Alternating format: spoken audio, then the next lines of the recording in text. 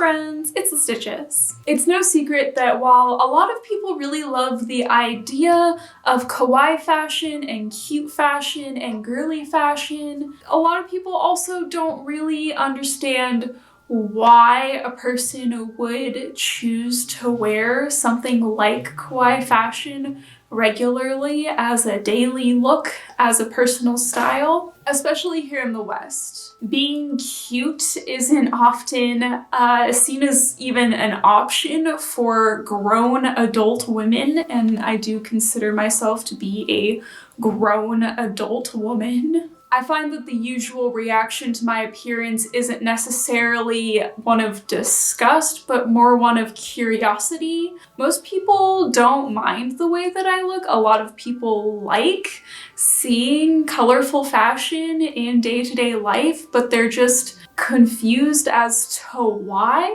Like, dressing like this wouldn't be seen as unusual if you were in a play, which if you have worn Lolita fashion in public, you have probably been asked if you're in a play. But at the grocery store, people start to get confused. I was first introduced to the idea of kawaii fashion when I was in high school through Lolita. Lolita is one of the OGs, one of the main kawaii fashion styles that's come out of Japan. The thing that really drew me to it was that it was incredibly hyper feminine, but it was completely non-sexual. And that's a good way to describe the vast majority of kawaii fashion just as a whole, and that it's incredibly hyper-feminine, but it is non-sexual. It is a non-sexualized version of femininity. And it really gives femme presenting individuals a space to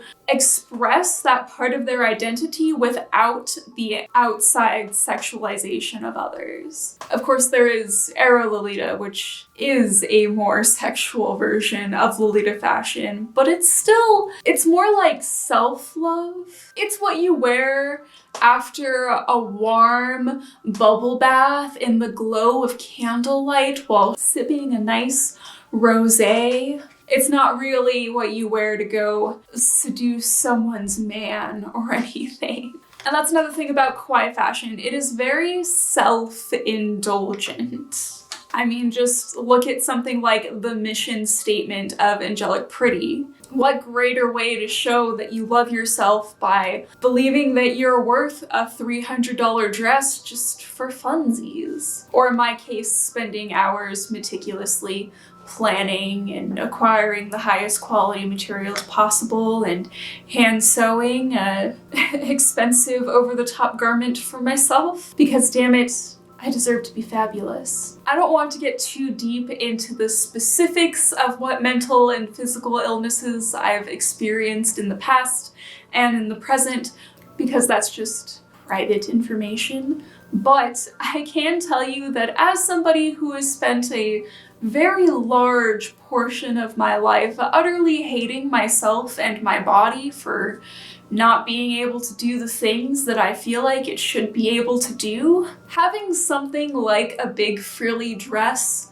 that makes me feel good about myself and good about my appearance and good about my body is nice. I know most kawaii fashion brands are based out of Japan and have Japanese sizing, which is not the most inclusive for the broad range of Western ladies out there, but plus-sized kawaii brands are becoming more popular. But when you do find something in your size that looks good on you and that you feel confident in, a fierce outfit makes a difference at any size. I couldn't tell you exactly why I feel most confident wearing frilly and pastel clothing over literally any other style. I just feel much more myself. Since my life experiences have largely been shaped by things like illnesses, loneliness, the various traumas associated with being a woman in a patriarchal society. In a way, it kind of makes sense that I would gravitate towards something that's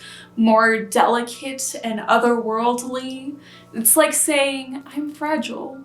Be gentle with me. I'm really interested on what other people have to think about this whole thing, and I'm also interested in why other people who wear other alternative fashion styles chose that style specifically.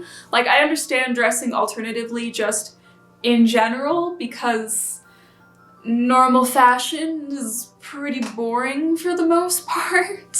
But like, what makes a goth decide that they want to be goth specifically? What makes somebody who wears fairy K decide that they wanted that one specifically? I don't know, it's interesting. I like thinking about this kind of stuff. But that's all I have for this video. I'm sure it was convoluted and made no sense, but I hope everybody has a good day, and I will see you all next time. Bye!